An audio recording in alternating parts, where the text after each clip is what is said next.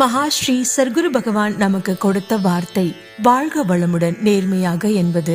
மதுரை ஞான சபைக்கு பகவான் வந்திருந்த பொழுது அங்கே ஒட்டப்பட்டிருந்த ஒரு நோட்டீஸில் வாழ்க வளமுடன் என்று இருந்திருக்கிறது. அதை பார்த்துவிட்டு நேர்மையாக என்று அதனோடு சேர்த்து எழுதியிருக்கிறார். இப்படி பகவான் நமக்கு கற்றுக் கொடுத்தபடி நாம் நேர்மையாக வாழும் பொழுது நமது தெய்வமாகிய பகவான் எப்பொழுதும் நம் பக்கம்தான் இருப்பார் என்பதை, நேர்மையை கைவிடாதே என்ற இந்த கதையின் மூலம் நேர்த்தியாக நமக்கு கற்றுத்தருகிறார் ஸ்ரீ சந்திரசேகரன் சுவாமிகள். இந்த கதையை ஞானசபை மதுரை யூடியூப் சேனலில் காணொளி வடிவில் பார்த்தும் கேட்டும் மகிழலாம். சர்க்குருவே சரணம்.